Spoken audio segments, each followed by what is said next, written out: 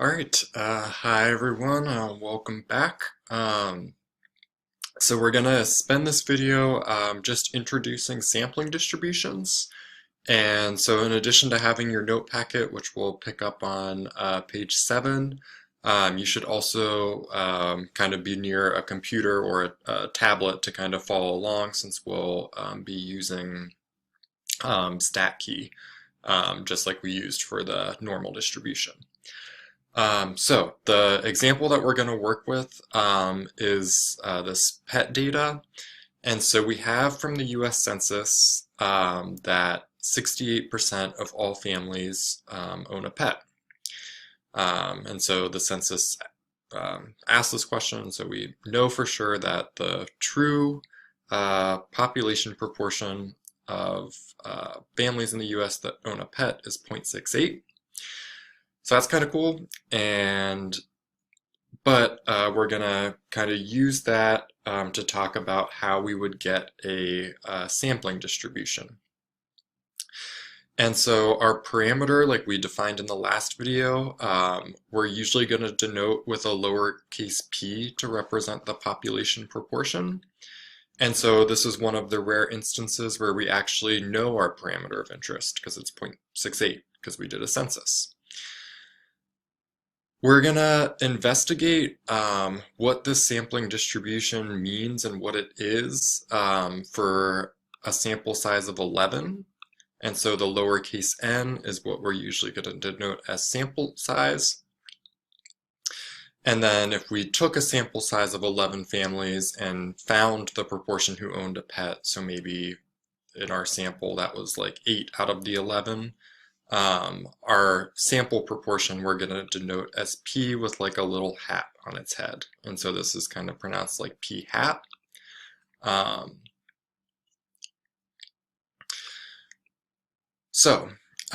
Before we get to StatKey, we're going to kind of imagine how you would actually construct a sampling distribution by hand, even though you would never actually do this. And so imagine like having 125 million pieces of paper where each different piece of paper represents the different families in the United States. And so on 85 million of them, you would write own a pet.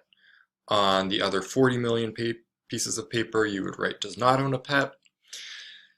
To get this sampling distribution, what you would do is shuffle all those together, randomly select 11 of those pieces, and from those 11 pieces of paper, you'd record the proportion of families in the 11 that own a pet. So maybe you draw 11 and 6 of them say own a pet.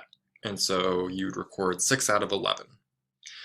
You'd throw those back in, reshuffle, and then do step 3 again. So you draw 11 more, maybe the second time you did it, like 9 out of the 11 families owned a pet. And so you'd record the 9 out of 11, throw those 11 pieces of paper back in, reshuffle, draw 3 more, or draw 11 more pieces of paper, maybe this time 3 out of the 11 families own a pet, and so you'd record 3 out of 11.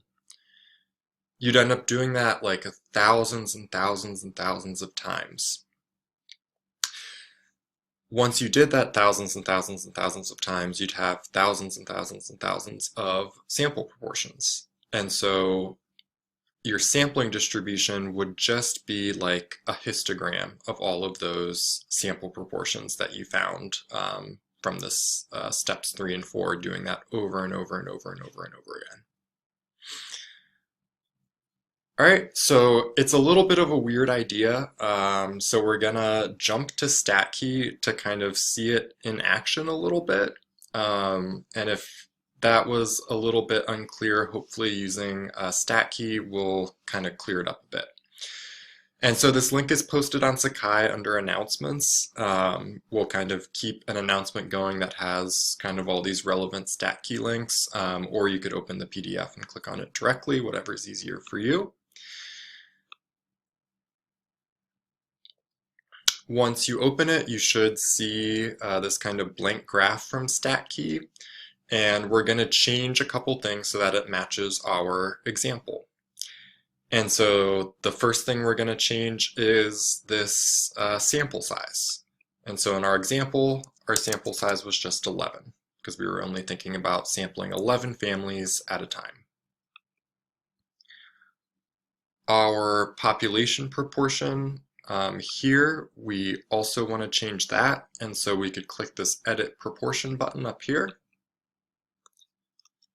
And our population proportion was 0.68 because we knew from the census that 68% of families own a pet.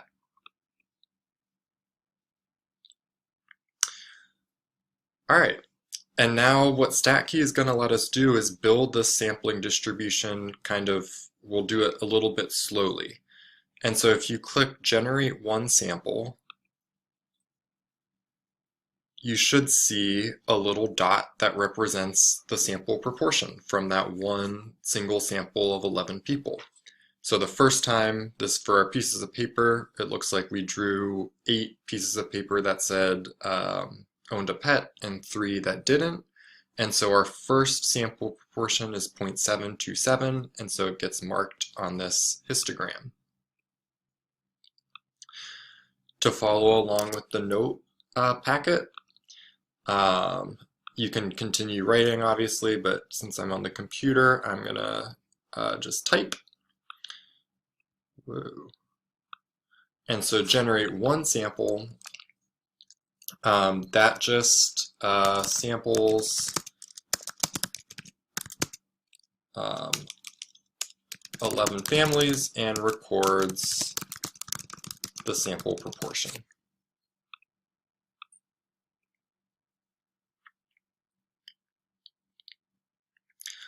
All right, so as we're kind of writing, I know it'll probably take you longer to write than it does for me to type it.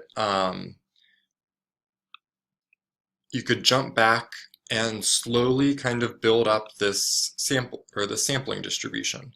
And so we said in our steps that we would be doing this like thousands and thousands of times.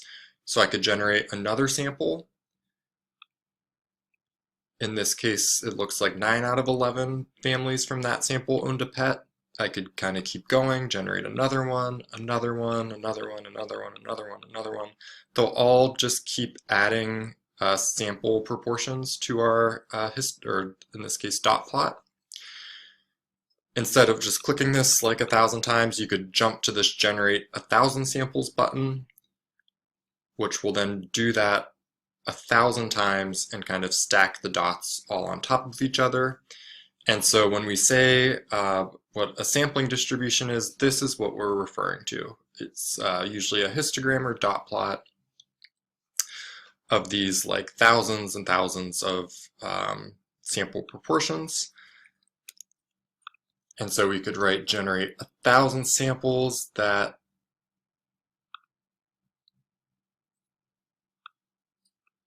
so what does that do? That samples 11 families and records the sample proportions, or records the sample proportion 1,000 different times.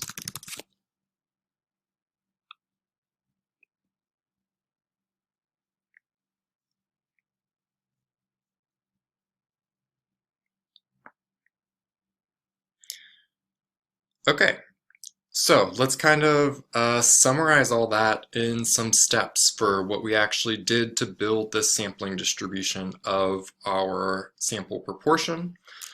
And so it is a weird idea, I know, but we'll end up using this both in confidence intervals and when we do kind of formal statistical hypothesis tests as well. And so kind of for our step one,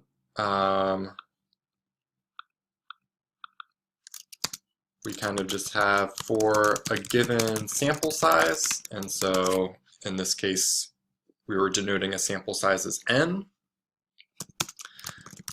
Sample n families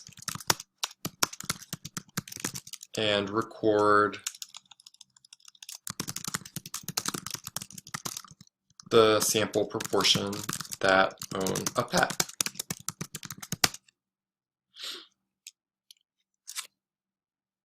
And so this was denoted as the P hat. I can't really type it here, but it was the little P with the hat on its head.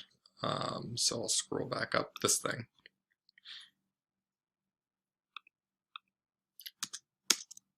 All right, so that was step 1. Step 2 was that we just want to repeat that step thousands of times.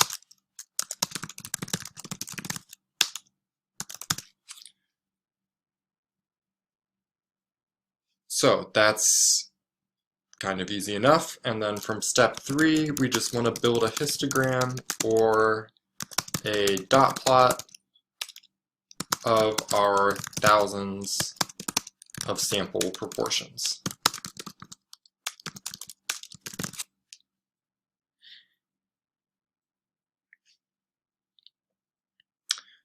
All right, and then we're done. So this is just what a sampling distribution is. I know that we're kind of presenting it without really it having a purpose yet, but we'll see what its purpose is in very, very quickly. So we'll talk more about it in the next video as well, because it is this big concept. And so definitely feel free to kind of reach out and ask if you have any questions. Otherwise, sorry, this went over my 10-minute mark rule, but we'll kind of pick up here next time. So have a great morning, afternoon, evening, whatever time of day you're watching this video in.